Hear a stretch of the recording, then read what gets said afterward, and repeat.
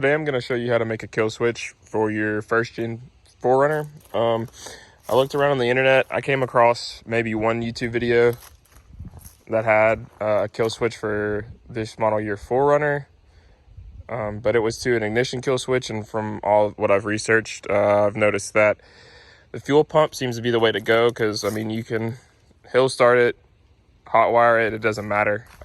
If there's no fuel, then it's not going anywhere, right? So since there's no video, I'll be making one and showing you how to do that. All right, so to start with, you're gonna want to take off this panel here, which I'm sure as you already know, it's just two simple little screws and it'll pop out, and that will reveal some of the wiring. All right, now that we have that piece off, we can see the wiring. You'll probably gonna want to go ahead and remove this trim piece here as well. I would recommend cutting somewhere down here instead of way up here right by this, like I did, in case you mess it up or anything. Just my recommendation. So what you're gonna do, you're just gonna make a cut, and it's going to be this blue wire here. It looks like 16 gauge. I'm not real sure. I have 14 gauge wire, and you can see it's slightly bigger. So 16 gauge wire may be the way to go there. But all you're gonna do is cut that blue wire right there, and then that's the line to the fuel pump. And then you'll no longer have power to your fuel pump. Then what you're gonna do is get your wire, get a switch, run one wire to one end of the switch and another wire to the other end. So as you can see, two connections made here. Each ends of that go to one side of a switch. Really basic. If you have a 3-prong switch like I did, then there's one mitt for ground, and you don't need ground in this particular instance. So just those two will do fine. You can leave the 3rd prong, whatever, no problem. I'll show a clip of that in just a second. But anyway, yeah, again, make sure you don't cut as close as I did. You can buy these little connectors on Amazon. I'll link those as well. As you can see, it's meant for 16 to 14 gauge wire, and it's just little heat shrink. If you don't have a heat gun, I didn't, just take a lighter and kind of heat it up, and it'll shrink just fine around it. I've had no issues with it so far. So that's that.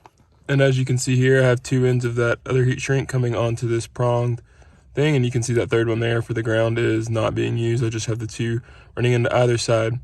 Now I'll show you kind of a demonstration of what that'll do when you try and start the car. And just by the way, for anyone wanting to steal my car, this is not where this is left. I pulled it out for the purpose of this video. So, but I mean, if you really want to steal it, go for it, I guess. So as we can see, it turns over just fine. Had the wires connected over there.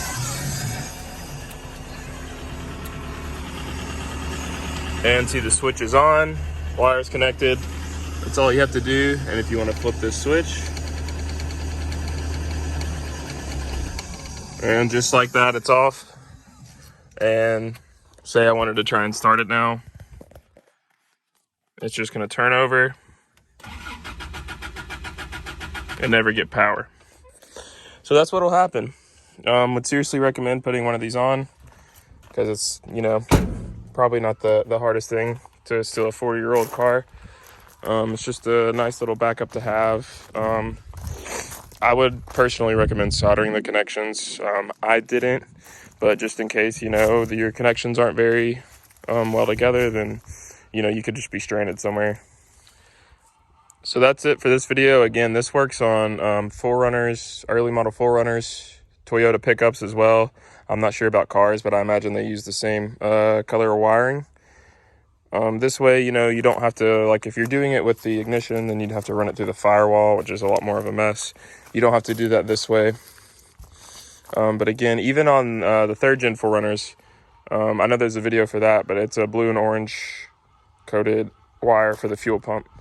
But this way is super easy. You make one little cut, you run a wire to a switch, and you're good to go. That's all you have to do, and now your car is a lot more secure when it's sitting in a sketchy area or just in a parking lot. It just gives you that sense of security when you leave your truck somewhere. All right, thanks everyone for watching. Please like and subscribe for more content. One more quick thing I forgot, guys. This is the little set I have for wiring and whatnot. It's like 30 bucks on Amazon. I'll link this, the switch, and the wiring that I use, which feel free to use anything you want. But it just has all these little connectors and whatnot that you can connect to the switch or wire to wire, whatever, wire to wire and wire to switch. So I'll be sure to link these in the video, so be sure to check it out. Thanks everyone.